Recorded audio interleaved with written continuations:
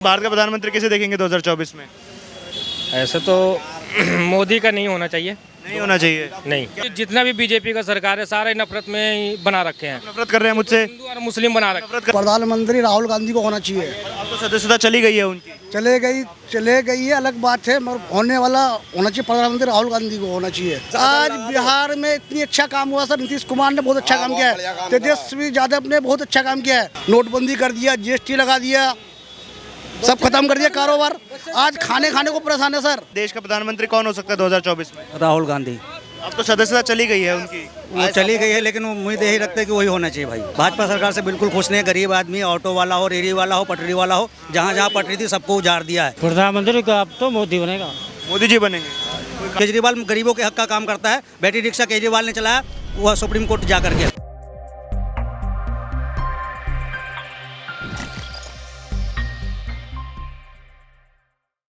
MD मासूम अख्तर, कहाँ के रहने वाले हैं? बिहार से। ये बताइए भारत का प्रधानमंत्री किसे देखेंगे 2024 में?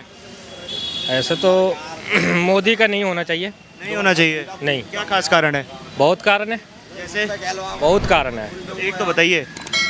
बताना नहीं चाहता हूँ, लेकिन बहुत कारण है इनके अंदर। फिर भी तो फिर अच्छा चलिए बता दीजिए फिर कि विपक्ष में से कौन चेहरा हो सकता है? केजरीवाल का होना चाहिए प्रधानमंत्री। इतनी तो सीटों पे चुनाव ही नहीं लड़ते वो। लड़ना चाहिए।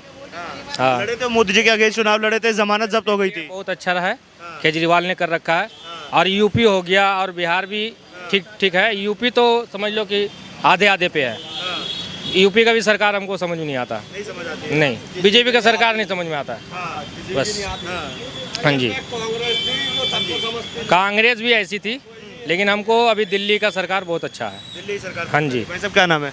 राजेश। किसे देखेंगे भारत के प्रधानमंत्री 2024 में? मोदी को। भाई साहब कह रहे हैं कि बेकार सरकार है, समझ नहीं आ रहा है काम। अच्छी सरकार है, आपको क्या बढ़िया लगा? हर काम अच्छे लगे। जैसे कि ये सरकार जो है ना राजनीति लड़ रहा है सिर्फ जातिवाद पे। नहीं, जातिवाद पे नहीं है। जातिवाद पे नहीं है।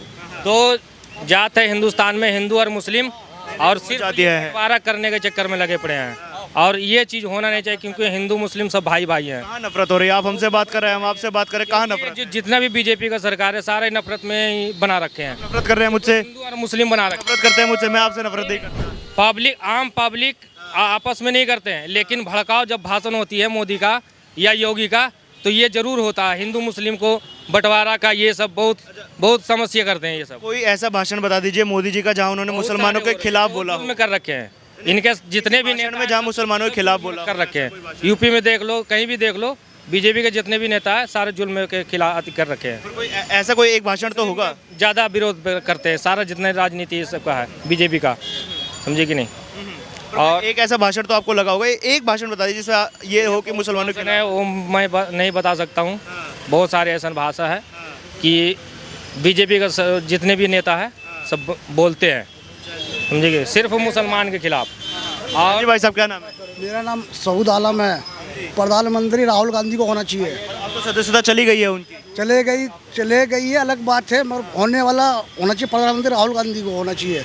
अगर आज के संदर्भ में देखें, क्योंकि अब तो कोर्ट ने चुनाव लड़ने पर रोक लगा दी है कोर्ट ने 6 साल के लिए, तो अगर आज के संदर्भ में देखें तो राहुल गांधी तो प्रधानमंत्री नहीं बन सकते। टाइम में वही बनेंगे सर प्रधानमंत्री। हम बात कर रहे हैं 2024 की, तो 2024 में किसे देखते हैं? कुमार को बनना चाहिए प्रधानमंत्री, नीतीश कुमार को। उन्होंने मना कर दिया, वो नहीं है रेस। सर वो तो सबको गठबंधन सबको बातों से पलट जाएंगे। कभी नहीं पलटेंगे। आज बिहार में इतनी अच्छा काम हुआ सर, नीतीश कुमार ने बहुत अच्छा काम किया है। तेजस्वी यादव ने बहुत अच्छा काम किया है। लालू इसके क्या कहते हैं, सुशील मोदी था साथ में, कोई काम नहीं हो रहा था। आज बिहार में बहुत अच्छा काम हो रहा है। रोजगार मिल रहा है, सब कुछ मिल रहा है।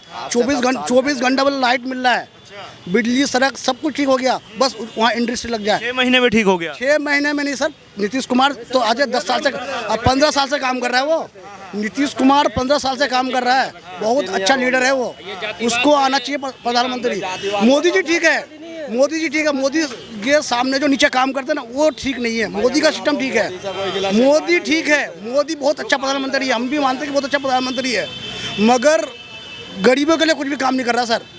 गरीबियों के लिए कुछ भी काम नहीं कर, रोजगार नहीं है हमारे पास। आज से 10 साल पहले 2014 में 10 लड़का काम करते थे, आज एक लड़का रखने का हिम्मत नहीं पड़ रहा है। नोटबंदी कर दिया, जीएसटी लगा दिया, सब खत्म कर दिया कारोबार। आज खाने को परेशान है सर। आज इधर सुनिए, आज रोजगार के लिए इधर उधर भागना पड़ता है। हम बिहार से आए हैं, यहाँ दिल्ली में रहे मुझे 25 साल हो गए। अच्छा कारोबार था हमारा। आज हम परिवार को अपने मेंटेन नहीं कर पा रहे सर, सही तरह से खिला नहीं पा रहे हैं, रख नहीं पा रहे हैं। मनमोहन के सिंह टाइम में हम अच्छा पैसा कमाते थे, आज हम नहीं कमा पा रहे सर। आज 10,000 भी कमा नहीं पा रहे हैं। तो सर अच्छा, क्या नाम है आपका? मोहम्मद राशिद, कहाँ के रहने वाले हैं? बिहार के। भाई साहब भी बिहार से ही थे। बताइए देश का प्रधानमंत्री कौन हो सकता है 2024 में? राहुल गांधी।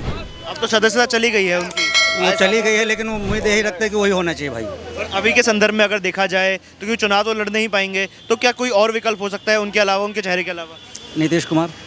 उन्होंने मना कर दिया कि वो प्रधानमंत्री की रेस में नहीं है आगे। हो सकता है वक्त आने पे वो फिर बदल जाए, कह दे कि मैं बन सकता हूँ प्रधानमंत्री। पलटू राम कह रहे हैं आप उन्हें? नहीं, सब हो सकता है। पब्लिक उसको अगर ये करे तो हो सकता है, दबाव डाले कि आप बन जाओ तो हो सकता है कि बन जाए। मौजूदा सरकार से खुश नहीं है? कौन से मौजूदा सा? दिल्ली सरकार। भाजपा सरकार। भाजपा सरकार से बिल्कुल खुश नहीं है। गरीब आदमी, ऑटो वाला हो, रेहड़ी वाला हो, पटरी वाला हो, जहाँ जहाँ पटरी थी सबको उजाड़ दिया है। गुटके वगैरह बेचते थे, इन सबको भगा दिया है। पुरानी दिल्ली से, लाल किला, कोर्ट मार्केट से सबको एमसीडी में बीजेपी की सरकार थी और सबको उखाड़ के फेंक दिया उन्होंने। हाँ, गरीबों को देखना नहीं चाहता ये। किले की बात की हो तो पीडब्ल्यूडी है, वो तो दिल्ली सरकार के अंडर में है। नहीं, एमसीडी वाले बताते हैं एमसीडी में बीजेपी की ही सरकार थी और उन्होंने ही सब कुछ कर दिया। पूरा पुरानी दिल्ली का भी पटरी साफ कर दिया। और कुछ लगती है जो पुलिस वाले को पैसे दे के लगते हैं, जो पुलिस को पैसे बांध देते हैं महीने, उसका दुकान लग रहा है। बाकी को सबको भगा दिया गया है सब जगह से। नीतीश कुमार को देखेंगे आप? हाँ जी, नीतीश कुमार को। हाँ जी भाई साहब, कौन हो सकता है भारत का प्रधानमंत्री 2024 में? प्रधानमंत्री का अब तो मोदी बनेगा। मोदी जी बनेंगे? कोई खास कारण? तो ईवीएम रहेगा ना तो मोदी रहेगा। हाँ, ईवीएम हैक कर लेते हैं? है पूरा फुल। ये बताइए, पंजाब में, दिल्ली में, राजस्थान में, हिमाचल में चुनाव कैसा है? केरल में, बंगाल? पीएम की बात हो रही है। नहीं, पर राज्यों में भी तो ईवीएम से ही चुनाव होता है। 10 राज्यों में 2 राज्य देख के कोई फायदा नहीं है। 8 से ज़्यादा राज्य है जहाँ सरकार नहीं है उनकी। मोदी बीजेपी कितने राज्यों में? बीजेपी कुछ राज्यों में है, लेकिन इतने सारे राज्य मैंने आपको गिनवा दिए जहाँ पर सरकार नहीं है। अरे जहाँ 70% कांग्रेस की वोट पड़ेंगे ना, वहाँ पे 40% दिखाई जाएंगे बस। अच्छा। हाँ, पर एक बात बताइए ना कि पंजाब में हार गई बीजेपी, दिल्ली हारी, राजस्थान हारी, केरल हारी, बंगाल हारी, पहले मध्य प्रदेश भी हारी थी। तो ऐसे में फिर आप कैसे कह सकते हैं कि ईवीएम है क्या? अरे 2-4 जगह देख के कोई बात ना है। हारने के बाद ये तो 10 जगह गिना दी मैंने आप। भाईजान 2-3 जगह हारना भी पड़ता है इनको। पंजाब में इनको बिल्कुल कोई सपोर्ट करने वाला नहीं है, एक पैसे का भी कोई सपोर्ट नहीं करेगा इनको। हाँ, इसीलिए वहाँ पे जीते हैं ये।